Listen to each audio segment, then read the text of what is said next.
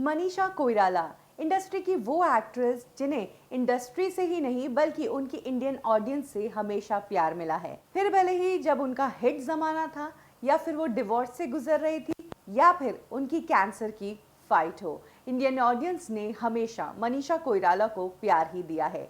लेकिन अब मनीषा ने कुछ ऐसा कर दिया है कि इंडियन ऑडियंस उन्हें ट्रोल कर रही है और उन्हें बहुत ही ज़्यादा हेट्रेड का सामना करना पड़ रहा है। तो चलिए जानते हैं बॉलीवुड राइट नाउ में कि मनीषा कोइराला ने ऐसा क्या किया है कि सोशल मीडिया पर लोग उनसे इतनी नफरत कर रहे हैं।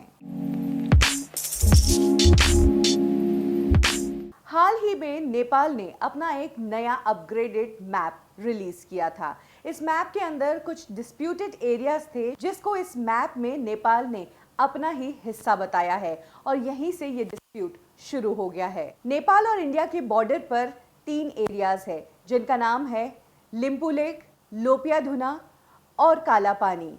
ये सभी एरियाज डिस्प्यूटेड थे और अब नेपाल ने अपने नए मैप में इन सभी एरियाज को अपना हिस्सा बताया है। इसके साथ ही नेपाल के फॉरेन मिनिस्टर ने हाल ही में ये सभी को इन्फॉर्म करते हुए एक ट्वीट किया था कि अब ये तीनों रीजन्स नेपाल का हिस्सा है और साथ ही उन्होंने ये भी लिखा कि वो आशा करते हैं कि ये सभी मामला जो है वो पीसफुली सॉर्ट आउट हो जाए। नेपाल के फॉरेन मिनिस्टर के इस ट्वीट पर मनीषा कोइराला ने ट्वीट किया और उन्हें सपोर्ट किया। मनीषा कोइराला ने लिखा, thank you for keeping the dignity of our small nation. और हम आशा करते हैं कि ये जो भी इशू है ये बहुत ही पीसफुल तरीके से और डिग्निफाइड तरीके से सॉर्ट आउट होगा हम 3 नेशंस के बीच। यहाँ पर मनीषा कोइराला जो 3 नेशंस की बात कर रही है वो है इंडिया, नेपाल और चाइना। जी हाँ, मनीषा कोइराला ने न सिर्फ ये तीनों हिस्से नेपाल का बताने पर खुशी जताई है बल्कि उन्होंने इस पूरे मामले में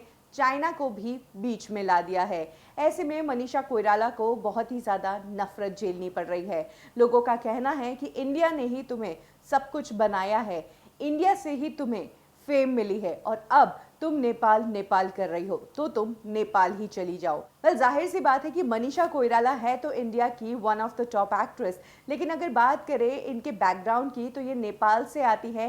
साथ ही इनके ग्रैंडफादर जो है वो नेपाल के प्राइम मिनिस्टर रह चुके हैं और इनके फादर भी नेपाल में एमएलए हैं। यही कारण है कि नेपाल के राजनीतिक डिसीजन में इनकी फैमिली भी एक अहम रोल निभाती है और ऐसे में मनीषा कोइराला ने जब नेपाल को सपोर्ट किया तो ऑब्वियसली इंडियन ऑडियंस के लिए ये बहुत ही ज़्यादा डिसअपॉइंटिंग था। लोगों ने मनीषा कोइराला को ना सिर्फ नेपाल वापस चले जाने को कहा बल्कि गद्दार भी कह दिया। मनीषा कोइराला जिन्होंने इतने सालों में इंडियन ऑडियंस से इतना प्यार, इतनी रिस्पेक्ट कमाई थी, वो सब कहीं ना कहीं इस एक ट्वीट के कारण खत्म हो गई है।